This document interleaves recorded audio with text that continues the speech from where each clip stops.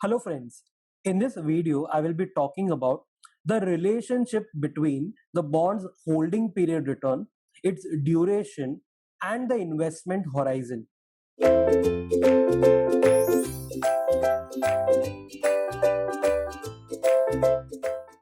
Firstly, recall this extract from LOSA. हमने first video में ये पढ़ा था.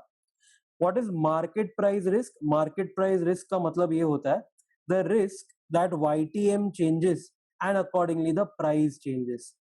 तो market price change हो सकता है, ये एक risk होता है लोगों को. Reinvestment risk करके कुछ था, uncertainty of the total FV, future value of reinvested coupons, that is the risk of reinvesting coupons at lower YTM. या अगर तुम एक बॉन्ड में इन्वेस्ट कर रहे हो, ठीक है, ये समझो 7 साल का बॉन्ड है. फर्स्ट रिस्क का मतलब क्या होता है? Market price risk. अगर फोर्थ ईयर के एंड पे मुझे बेचना हो तो what will be the price? यहाँ पर तो चलो मुझे 1000 मिलने वाला है मेच्योरिटी पे. इधर मुझे 1000 मिलेगा क्या? नहीं ना, never, not possible. YTM change होने वाला है, वाईटीएम ऊपर नीचे होगा, प्राइस भी यहाँ पर ऊपर नीचे हो जाएगा. That is market price risk. What was री इन्वेस्टमेंट रिस्क? अरे हर एक कूपन मिल रहा है ना तुमको, first year, second year, third year, fourth year, ये सब तुम री इन्वेस्ट करके रख रहे हो. ओके अब री इन्वेस्ट कभी करोगे? फर्स्ट ईयर के एंड पे, फिर सेकेंड ईयर के एंड पे and so on. First year के एंड पे है ना, तुमको री इन्वेस्टमेंट का रेट 5% मिल रहा है. सेकेंड ईयर के एंड पे शायद 4% हो गया, तो कम मिल रहा है ना रिटर्न अब. तो that is a risk of री investing coupons but at a lower YTM. ये दोनों रिस्क था. And if you also remember from that LOS कि भाई शॉर्ट इन्वेस्टमेंट होराइजन में क्या होता है और लॉन्ग इन्वेस्टमेंट होराइजन में क्या होता है. शॉर्ट होराइजन में समझो ये 0 से लेके 3 है, ठीक है. शॉर्ट होराइजन मतलब मैं फर्स्ट ईयर के एंड पे है ना, I will sell the bond. 3 साल का मेच्योरिटी है, बट मैं ना 0 से लेके 1 तक ही रखूंगा. क्या मुझे कोई री इन्वेस्टमेंट रिस्क है? नो. री इन्वेस्टमेंट मतलब क्या पता है? फर्स्ट ईयर से लेके थर्ड ईयर तक रखने का री इन्वेस्टेड. अब फर्स्ट ईयर पे ही तो मैं बेच रहा हूँ, काय का reinvestment. So here the री investment risk will be lower, मतलब market price risk will be higher. I will be concern with the market price risk कि भाई अगर फर्स्ट ईयर के एंड पे बेचना है ना, तो market price won't be the same. वो रिस्क है ना, रिस्क दैट YTM चेंजेस, तो प्राइस भी चेंज हो जाएगा. तो शॉर्ट टर्म है ना, तो market price risk will be more than the री इन्वेस्टमेंट रिस्क. सिंस री investment is only for a short period, risk is very low. इधर री इन्वेस्टमेंट तो हो ही नहीं रहा है, बट अगर समझो 1 ईयर के बाद समझो 2 दिन और मैंने पकड़ा, तो 2 दिन के लिए री इन्वेस्ट होएगा ना खाली. No risk, very low risk. But long का क्या है? लॉन्ग का सीन थोड़ा उल्टा है. लॉन्ग 0 से लेके 7 ईयर डाल देते हैं. I will hold it till 6th year. मतलब फर्स्ट ईयर का कूपन री इन्वेस्ट, सेकेंड का री इन्वेस्ट, थर्ड का री इन्वेस्ट. अब बताओ, फर्स्ट ईयर पे समझो 5% का रेट मिल रहा है मार्केट में, सेकेंड ईयर पे वो 4 हो गया, बाद में 3 हो गया, बाद में 2% हो गया, तो वाट लग गया. री इन्वेस्टमेंट के ऊपर मुझे कोई रेट ही नहीं मिलेगा, बहुत कम रेट मिलेगा. सो नाउ द री investment risk is more than the market price risk. Market price risk भी है, ऐसा नहीं बोल रहा कि नहीं है, बट मैं लॉन्ग टर्म के लिए होल्ड कर रहा हूँ ना. मतलब ये जो है ना, 7th ईयर के एंड पे 1000 मिलने वाला है, तो 6th ईयर तक मैं होल्ड कर ही रहा हूँ ना. तो ठीक है, मार्केट प्राइस इतना भी कुछ ऊपर नीचे नहीं होने वाला है. अगर मार्केट प्राइस जो है ना 6th ईयर तक, समझो इधर है ना, पूरा फ्लक्चुएट होते होते आएगा, ठीक है, ऊपर नीचे होता आएगा, but at the end it will reach 1000 only 7th year के एंड तक. तो दिस हाउ बॉन्ड्स का प्राइसेस वर्क. तो 6th ईयर के एंड पे ना ज्यादा कुछ फ्लक्चुएशन नहीं होगा, तो मार्केट प्राइसेस बहुत ही कम होगा. Re investment risk will be higher. Okay, now there is something called as duration gap. Duration gap का मतलब क्या होता है पता है?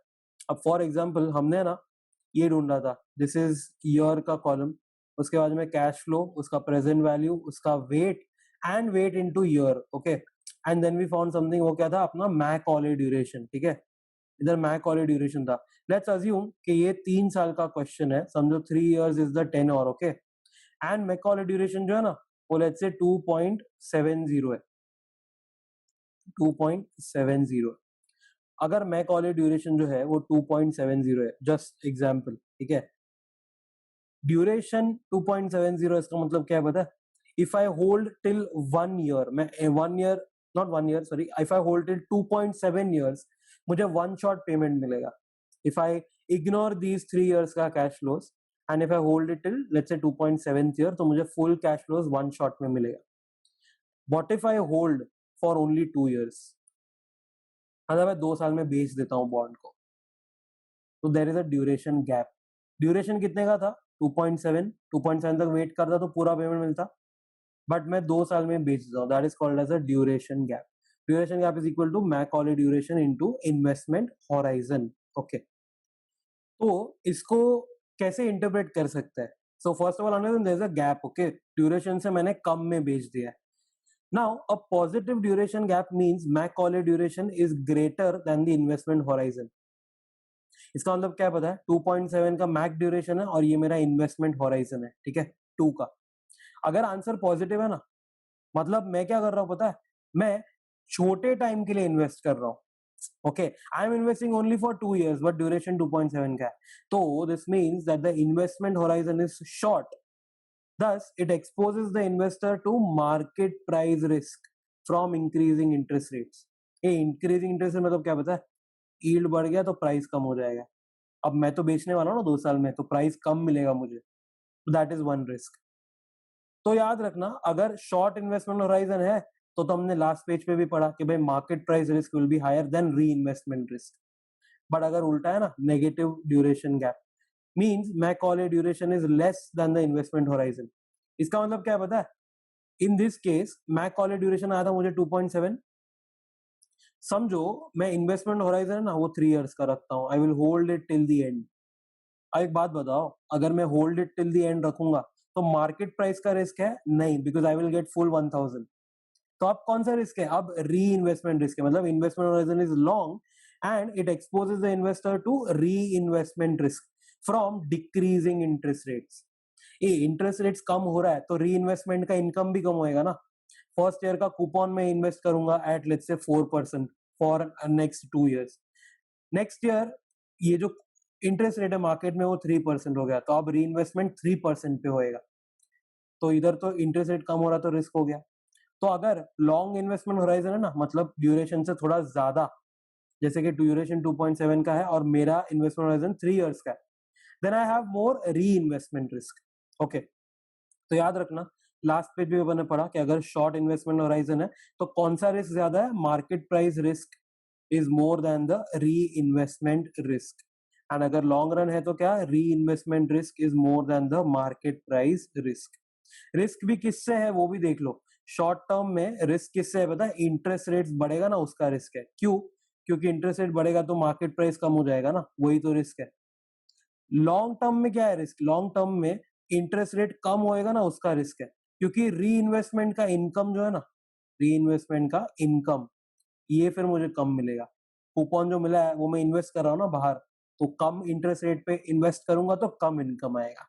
ओके, अच्छा, what about zero? Duration gap of zero means investment horizon is equal to the Macaulay duration. The effect of a change in YTM on the sale price of a bond and on the reinvestment income will just offset each other. मतलब here the market price risk and the reinvestment risk will offset each other, hence the net risk is nullified। इसका मतलब क्या पता है? Normally क्या होता है पता है? Let's say this is my 3 years का बॉन्ड, अगर 2.72 is my mac duration and 2.72 is also my investment horizon, इतना तक मैं होल्ड करूंगा ना, तो देयर इज अ मैजिक। क्या मैजिक होगा पता है? अगर इंटरेस्ट रेट्स बढ़ गया ना, ये 0 से लेके 2.72 तक अगर इंटरेस्ट रेट्स बढ़ गया तो मार्केट प्राइस कम होने वाला है, ऑफ कोर्स, बट क्या मेरा री इन्वेस्टमेंट इनकम बढ़ने वाला है? Of course. ये दोनों है ना ऑफसेट कर देगा एक दूसरे को, so my risk is now nullified. Okay, that's all. Thank you for watching this video.